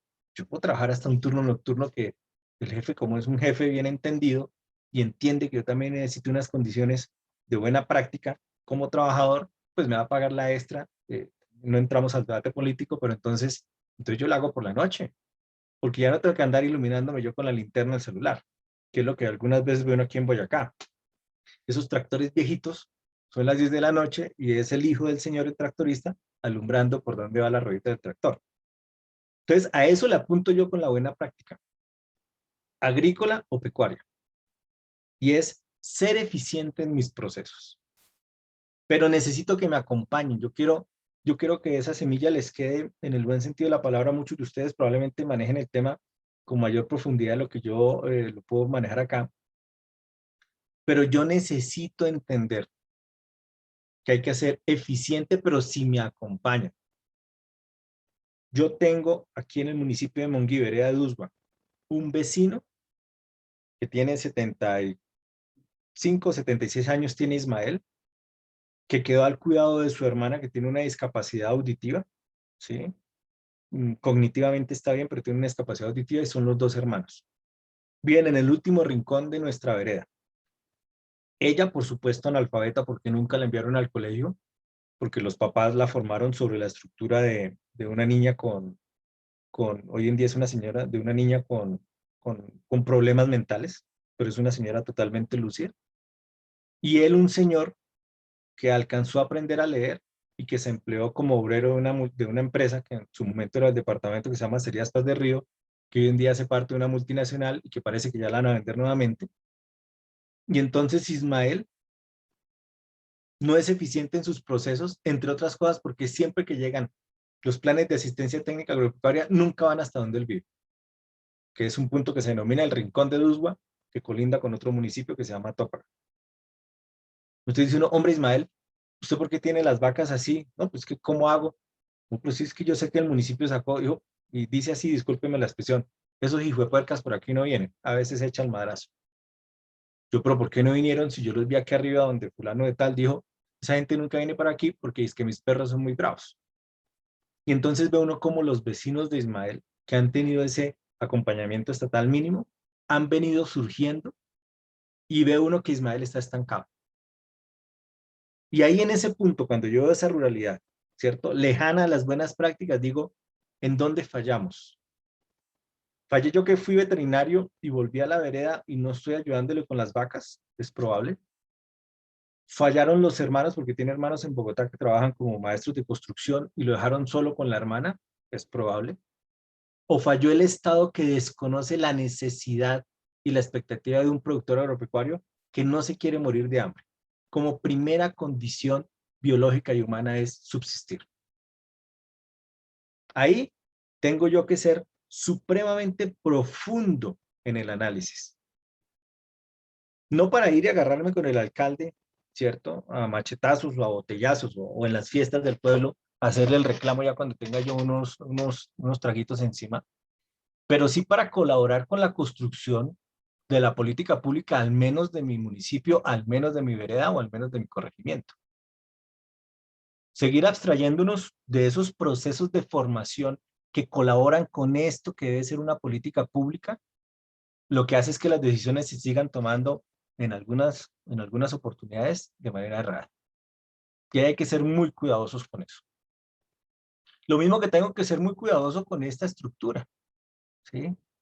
El mantenimiento de esta estructura vital, el mantenimiento de esta condición que es cíclica y que es propia de nosotros como historia de la humanidad, en el que tenemos eventos en los que todavía dependemos de hidrocarburos, en los que tenemos eventos en los que estamos buscando estrategias alternativas para no depender de ellos, pero que ya también tienen un pero. Y siempre vamos a tener un pero cada vez que tengamos avances tecnológicos. Y siempre vamos a tener que establecer el funcionamiento vital, soportado en el origen mismo del sol, ¿sí?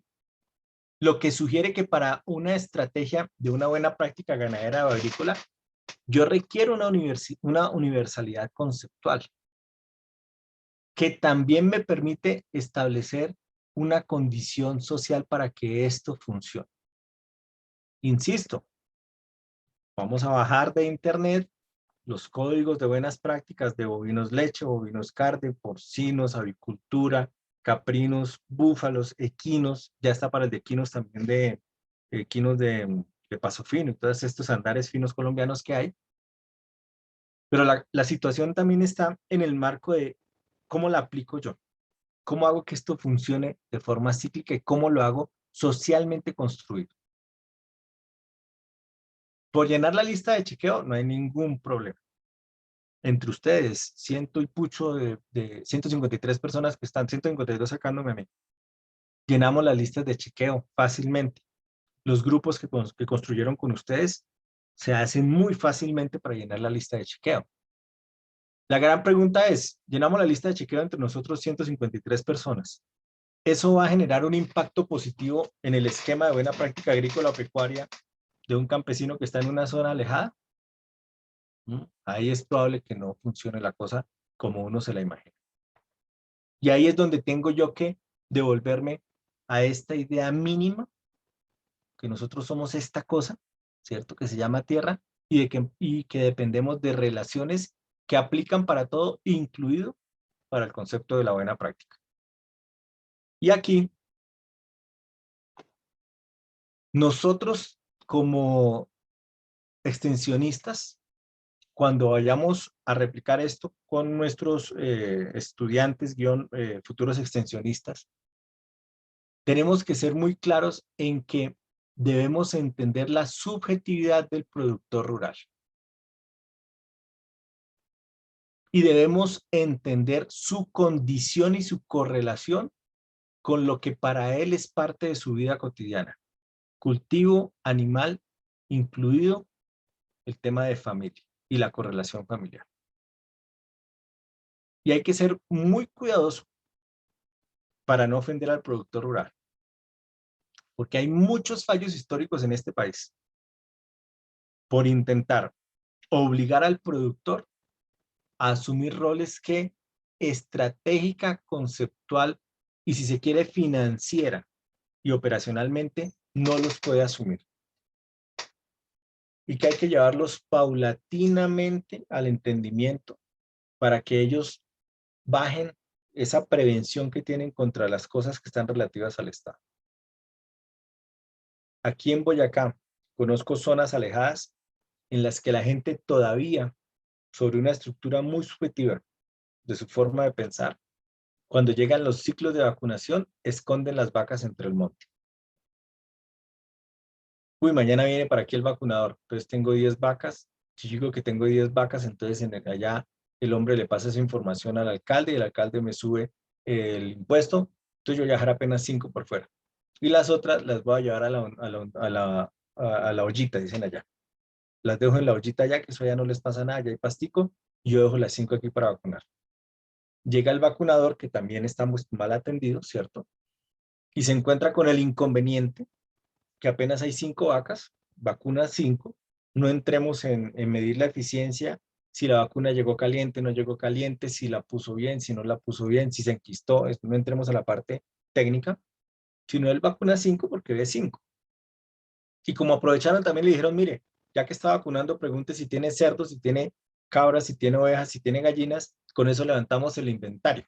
Entonces llega vacas 5, ovejas 1 oveja, y cabras tiene, hacia allá arriba en el monte tengo unas sueltas. ¿Cuántas serán? Pues yo no las he contado, ponga 15. Y por eso nunca nos cuadran los inventarios desde la parte oficial. Y eso, por supuesto, tengo yo que juntarlo al tema de las buenas prácticas. Porque yo tengo que vencer la resistencia al cambio con mucha paciencia, como lo planteaban ahorita en la intervención. Con muchísimo cuidado y con muchísima paciencia para que la subjetividad la pueda convertir yo a través de la buena práctica en objetividad, pensando en mejora de la producción, en mejora de la calidad de vida y en mejora del negocio. Y esto es de muchos años, esto no lo logramos nosotros en 2 charlitas o 3 charlitas. Eso necesita la estructura y la formación muy coherente para poder desarrollar el ejercicio. Y quiero plantearles que este es un postulado del profesor Alfredo Aguilar Valdés. Él hace parte de la Sociedad Mexicana de Administración de Empresas Agropecuarias, SOMEXA, que en el año 2007, en una de las revistas que tienen ellos en México, hizo este cuadrito que me parece bastante particular, y es que toca 2 cosas que son importantes dentro de la estructura de la buena práctica ganadera. Lo primero es que hay necesidad de hacer procesos de investigación y desarrollo que pueden estar inmersos en las buenas prácticas ganaderas agrícolas. Lo segundo, que hay una cantidad de conocimiento científico dando vueltas en torno del productor rural. Y lo tercero, que nuestros productores hacen innovación constante. Si todavía dudamos que un productor hace innovación pensando en mejorar sus condiciones productivas y pensando, por supuesto, después en el tema de las buenas prácticas agrícolas o ganaderas, miremos las distintas modificaciones que hay en el país, a las palas. Sí sabemos lo que es una pala, ¿no? Una pala de paliar.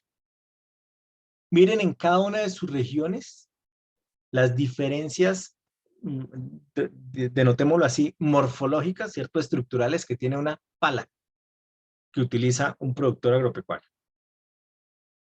Redondas, cuadradas, ovaladas, ¿cierto?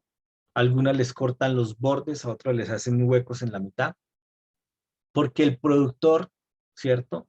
Según la actividad agrícola que deba hacer en el cultivo, determina que la pala cuadrada no le sirve.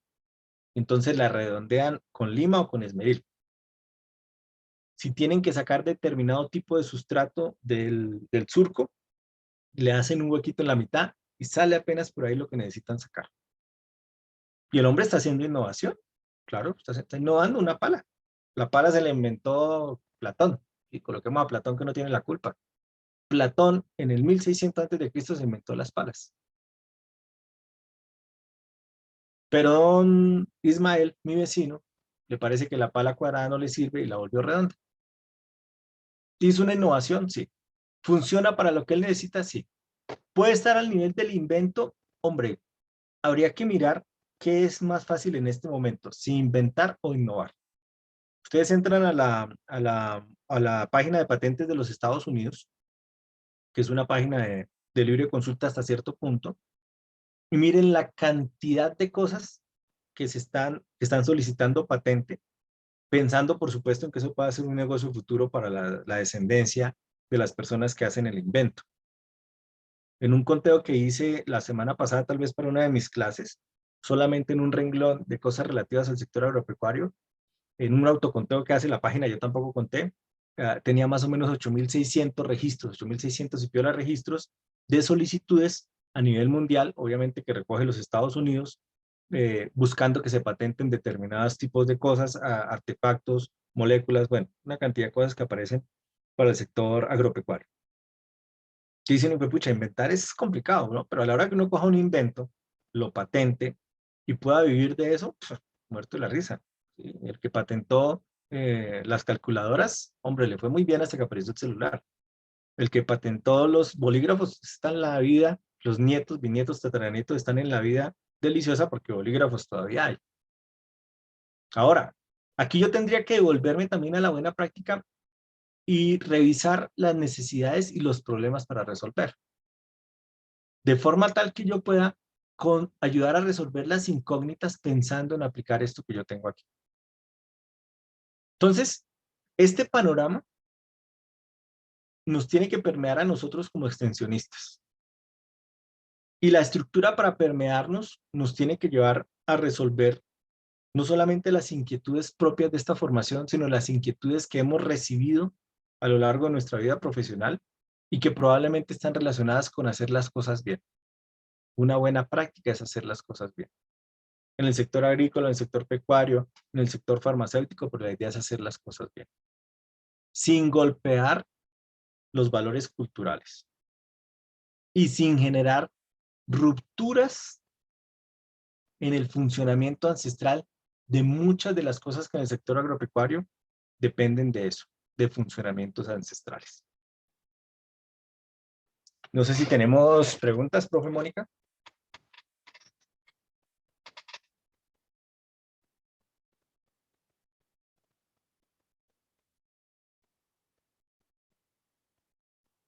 Bueno, miremos aquí. Creo que son básicamente reflexiones. Ah, bueno, listo. Bueno, imagínense que ya estamos como casi cerrando el tema. Imagínense que nosotros tenemos el 14 de diciembre de las 4 a las 6 de la tarde un encuentro presencial en Bogotá. Y dentro de la estructura que está formulada en la formación, en este módulo específico, la idea es hacer una actividad que permita una estructura conceptual para que ustedes también tengan elementos que puedan replicar con sus aprendices estudiantes del diplomado de extensión. Revisando documentos y haciendo una cantidad de memoria histórica de lo que yo he venido aprendiendo desde mi formación en el colegio como extensionista, se me ocurre que podemos hacer una actividad ya que tenemos grupos de 6 personas. Y la actividad va a ser muy sencilla. Ustedes ya tienen los grupos preestablecidos, según entiendo, ¿cierto, profe Mónica? Sí, señor. Eso. Entonces la idea es que trabajemos sobre los grupos que ustedes tienen, que yo no sé si los números, los Ds correspondan al tipo de, bueno, eso ya lo entenderán ustedes, porque veo aquí letras D, letras S, entonces me imagino que todas las D son un grupo, ¿cierto? Las D son grupo de seguimiento, no mentiras. No, a ver, a ver. No, básicamente son códigos con la Ah, bueno. cantidad de personas Listo, y ya listo. nosotros agrupamos internamente equipo de trabajo, docentes capacitadores, entre otros. Listo. Bueno, entonces, cuando yo me formé en extensión rural en el colegio, nosotros no teníamos acceso a tanta tecnología. Es decir, no teníamos acceso al tema de Internet. Yo estudié en extensión rural, mi primer curso de extensión rural en el colegio lo tomé en el año 93, no teníamos Internet, había que ir a la biblioteca y había que utilizar medios audiovisuales distintos a esto que tenemos hoy en día. Llámese Videobeam, llámese, bueno, todo lo que está y que tecnológicamente es útil en este momento. La actividad que vamos a hacer ese 14 es muy sencilla y les pido el favor que vayan haciendo ustedes el presupuesto tanto operativo como económico para la siguiente actividad. Necesito que cada uno de los grupos que están conformados por la organización del diplomado, lleven el día que nos vamos a encontrar para mi módulo 2 pliegos de papel bond. Esos son esos grandes blancos o el color que ustedes quieran. Y necesito que lleven cada uno de ustedes como participantes en el diplomado, necesito que cada uno lleve un marcador. No importa que el marcador tenga el mismo color, porque obviamente todos tienen letra distinta. ¿Qué vamos a hacer? Mañana que terminamos la estructura del módulo, ¿cierto? Vamos a quedar con una cantidad de elementos conceptuales ahí rondándonos la cabeza, además de los otros módulos que están desarrollando con los otros expertos. El día que nos encontremos, vamos a hacer un ejercicio relativo al entendimiento de la buena práctica y la explicación de la buena práctica sin acceso a tecnologías. Entonces, lo que quiero es que hagamos la iniciativa de explicarnos a nosotros mismos las buenas prácticas agrícolas o pecuarias, las que escoja el grupo. Ahí en libertad no va a haber sesgo para escoger el tema, pero que nos las expliquemos sin tecnología, utilizando todo lo que tenemos aquí y haciendo funcional todo esto que tenemos aquí para poder explicar. Jonathan, marcador de punta fina, no importa, el marcador que ustedes tengan, Jonathan, no hay inconveniente por eso.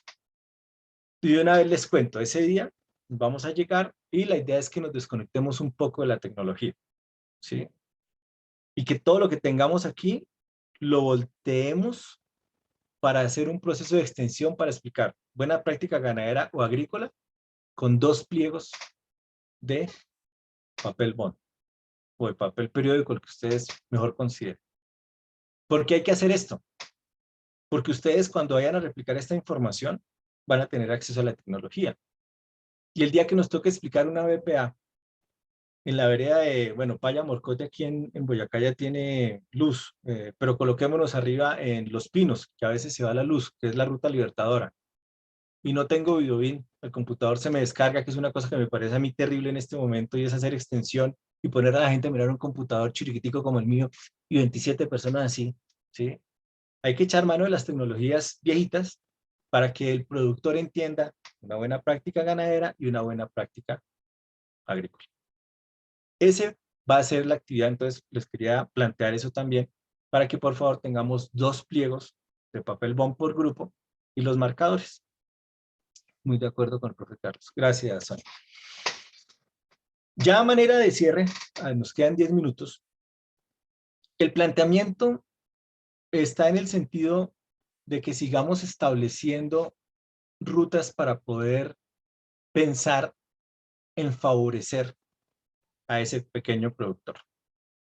Y en favorecerlo de manera tal que no solamente el productor se identifique con lo que pasa en nuestro país, sino que también entienda la dinámica mundial que se da con determinadas condiciones.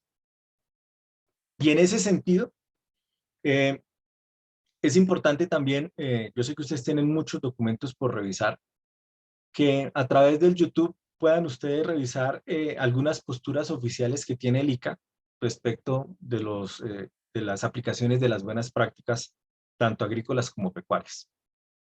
Y que tengamos como esa gran generalidad para poder resolver situaciones que en el día a día se nos dan a nosotros como extensionistas. El cierre, mañana que tenemos de 2 a 4, nos va a permitir relacionar un poco el tema de la buena práctica, terminar el entendimiento de la buena práctica ganadera y relacionar también los impactos positivos y negativos que algunas veces las bien llamadas prácticas agrícolas están generando sobre las cadenas de valor y sobre los procesos de comercialización.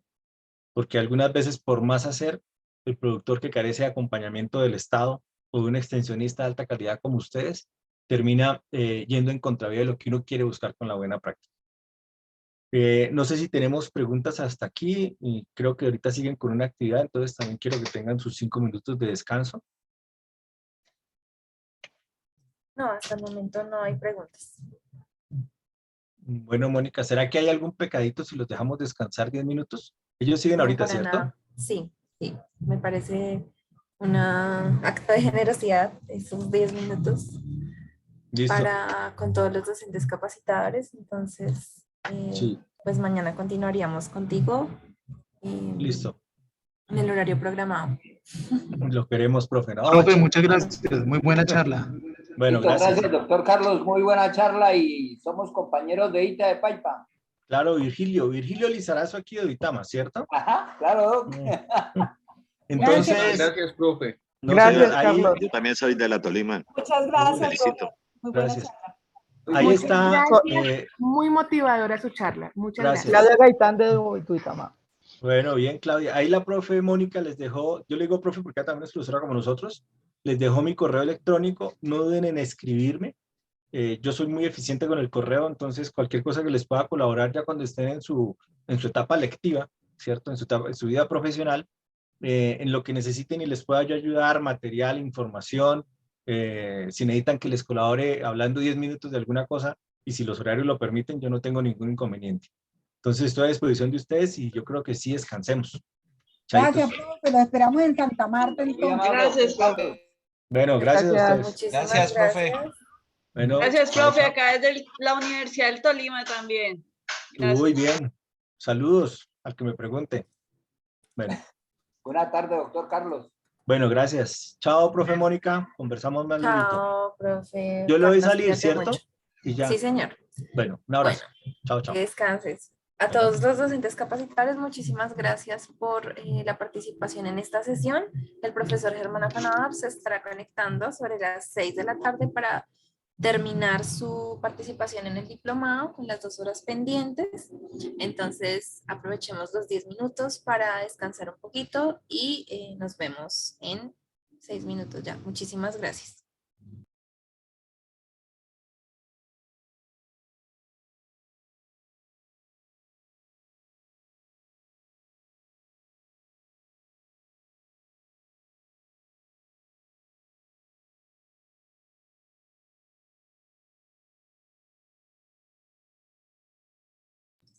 Hugo Berto, ya nuestra estudiante auxiliar nos ha compartido el correo para que lo tengas allí a la mano.